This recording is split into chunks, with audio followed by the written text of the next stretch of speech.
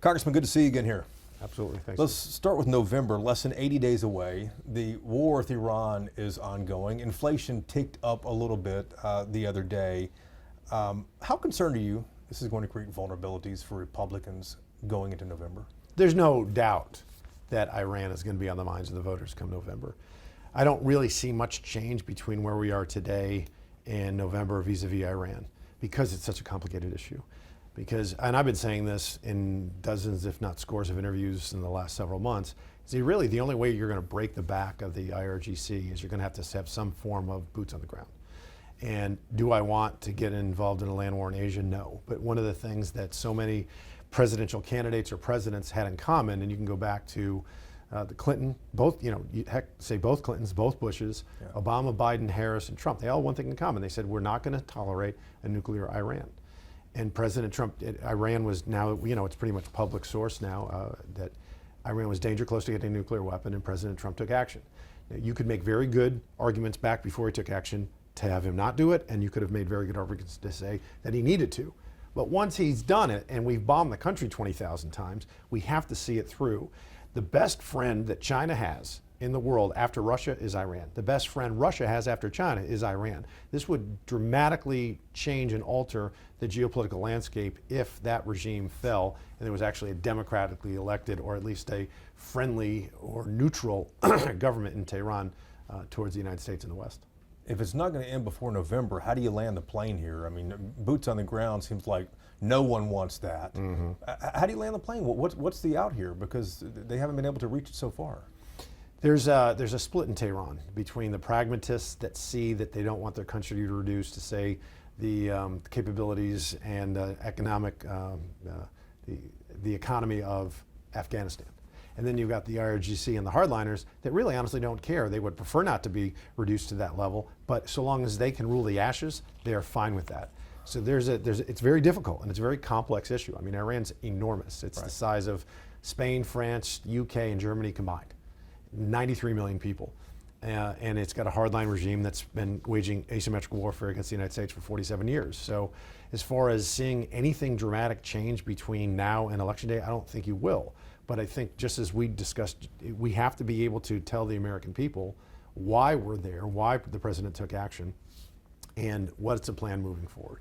You've been one of the strongest voices in Congress arguing for that military presence in Iran, but looking back over what's happened there, we killed the supreme leader. His son ascended to the top spot. So the same regime is in power. The uprising, populist uprising, just hasn't happened like so many people thought it would happen. Iran continues to demonstrate it can attack with missiles. What have we really accomplished, though, in the last 6 months? Because there's no guarantee that the nuclear stockpile is gone either. Well, they're certainly degraded. They don't have a navy. Their command and control has been decimated as well. Their capability to strike with, because of technology, they have some missiles left, they have some drones, but it's a fraction of what it was in the past. They really can't threaten their neighbors as they could prior. They can certainly harass, but they can't significantly damage. And then you are also seeing them not being able to project power with the Houthis, the Hezbollah, and with Hamas as well. So they're in a world of hurt. And I sit on the Intelligence Committee as well, so not getting into specifics, but I can tell you they are dramatically, they've been dramatically degraded over the past several months. But when you're dealing with zealots and hardliners, they don't care. They think that they've got a red phone to God. That's a very difficult adversary to deal with. And that's why I had always said, if you take action, you have to see it through. You either take the action or you don't, but you can't do it. You can't get half pregnant. How does this end? And it's messy. I might be president of the United States myself if I knew that answer. It's going to be difficult. But here's some of the things that we have in our column, as if it were, or if it were. 80% of the people in Iran hate their own regime. They just don't have the guns.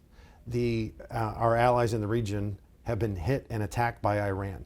That's something that Iran, I think they were trying to do it to intimidate them. It didn't work. It just hardened their resolve to say, we want to see a change in Tehran as well. So with allies, with special forces, with the capabilities we have in the air, and with their own people, there could be a way in which to, if we can get them involved, you've got the Kurds on the ground in the north, and it's a lot of moving parts, but there is a way to break the back of the regime And in doing so, you have to break the back of the IRGC.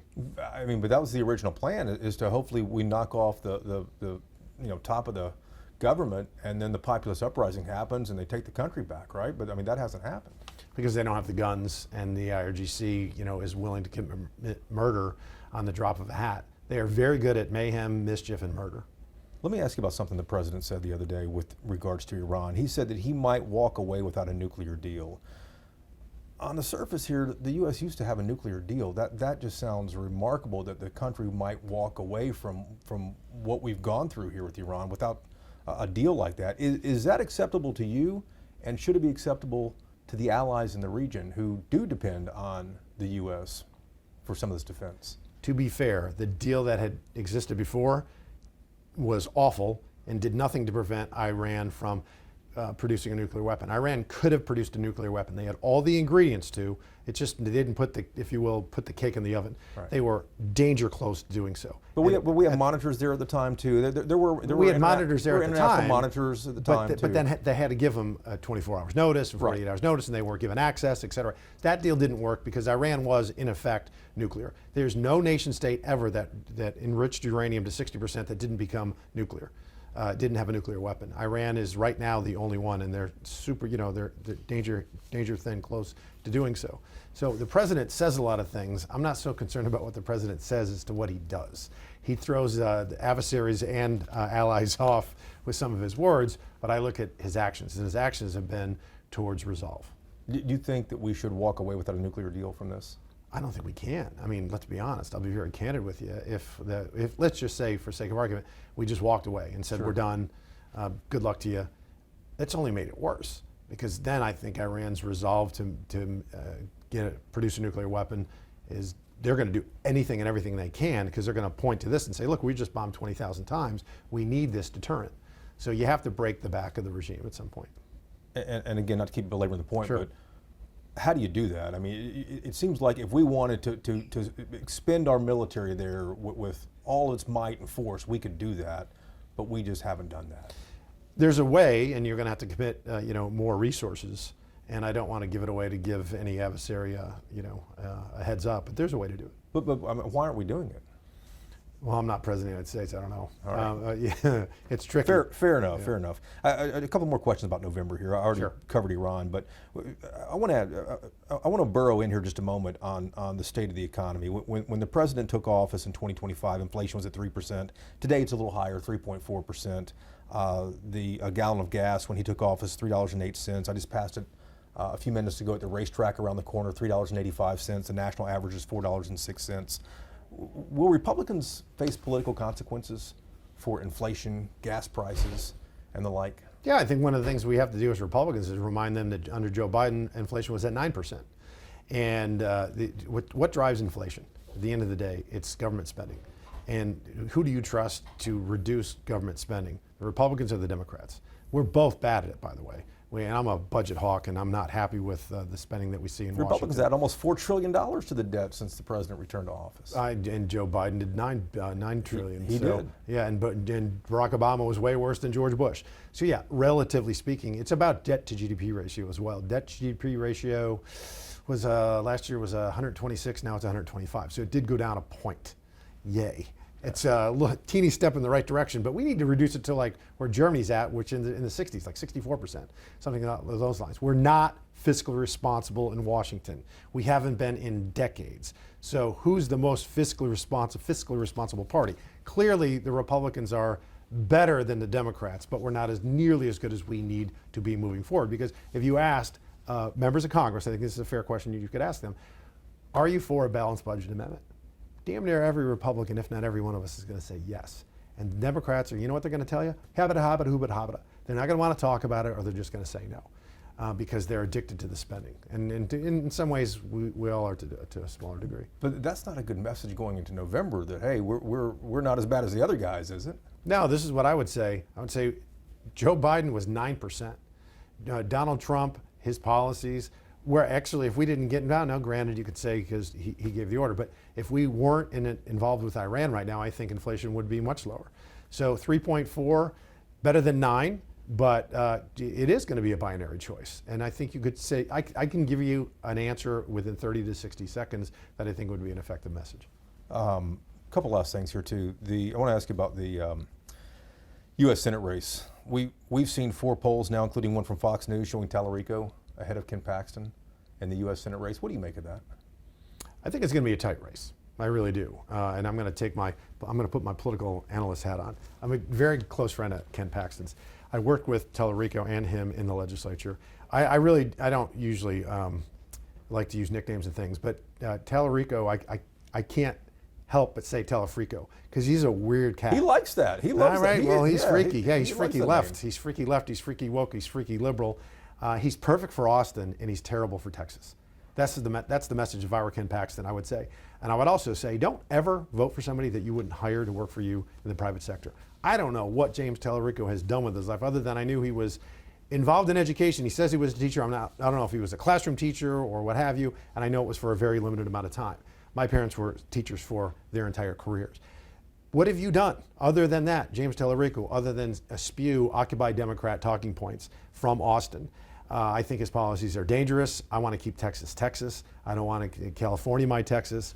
And I can give you specific examples, chapter and verse, as to why James Tallarico would be a horrible United States Senator. At the end of the day, I do think Tallarico will lose. I think it will be tight. I think Ken will win between 1 and 4 percentage points, because at the end of the day, when you look at the binary choice that you have, which you have, Ken Paxton will reflect the values and priorities of more Texans than Tallarico will. Why is Tallarico resonating with Texans, do you think? Well, they don't know him yet, and wait until the right of center spends $50 to $100 million to explain to Texans who James Tallarico is. They just don't know who he is yet. They know who Ken Paxton is for the last 12 years, and Ken's, let's be honest. I mean, Ken's got some baggage. He was impeached by the House, not good. He had those indictments. Nothing really came of those. But there's always going to be some smoke, and some people react to that. Now, it could be nothing. I don't think it was anything significant at all. But some people go, well, there was just a lot. So I don't know about this guy. I think that's what the issue is. Let me ask you about Oversight Chairman here. You announced back in April you're running to chair the Oversight Committee. Yes, sir. The chief investigator for in the House of Representatives. If elected to this, and Republicans maintain majority in Congress, what's priority 1 for you on that? Priority committee? 1 is fraud, because it is rampant. It is not even in the billions. It's really in the trillions of dollars. And what the Democrats will say is first of all, they don't want to look into it. And then they'll say it's not that significant. It's just minor. It's not an issue that we need to really discuss. Or fraud where though, Congressman? Fraud all over the federal government, within Medicaid, Medicare. There's so many of the entitlement programs. Then you've got waste and abuse too within the federal government, because the spending. You've got over a couple of million employees outside the military, civilian employees in the federal government, and you want to make sure that the taxpayers are getting a bang for their buck. And I'm talking about every single employee there as well. It's unfortunate that we have one major party that doesn't want to work with us hand in hand in that, because that should be something that should be nonpartisan, bipartisan, not something that only one party wants to look into. That'd be one thing. And then, just the woke priorities. Gutter, there was a report that Gutter had spent over the last 30 plus years into the hundreds of billions of dollars in soft power to influence universities, institutions of higher learning, not just in the United States, but across the West.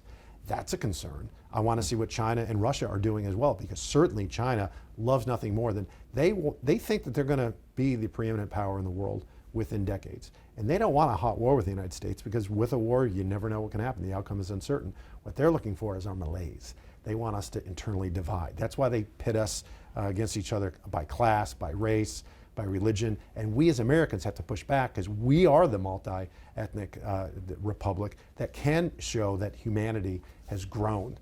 And China's rather inhomogeneous. Who's the bigger threat now, Russia or China? Oh, China. I think by no doubt, because their economy is very close to ours. Yeah. They have 4 times the population. Russia, 5,000 nuclear weapons, makes them a massive threat. You take that away, which you can't, so they are a threat for sure, but their economy is tiny. It's like $2 trillion GDP. Texas has a larger economy than Russia, which makes you and me more powerful than Putin. Last thing here, if Republicans don't keep the majority in Congress, what happens to your plans for Oversight Chair? If we don't keep the majority, I'll be the ranking member, hopefully. And if I am the ranking member, I want to battle. I think what the Democrats will do if they take charge, they're going to start impeaching everybody and open investigations into every Trump family member, every single agency and cabinet post. And we're going to have to battle against that and tell the American people the truth and not let them use their gavels and their bully pulpits to mislead the American people, and really we just want to expose truth. And as a good journalist would know, truth in context is more important. Congressman, good to see you. I appreciate the time. Thanks, sir.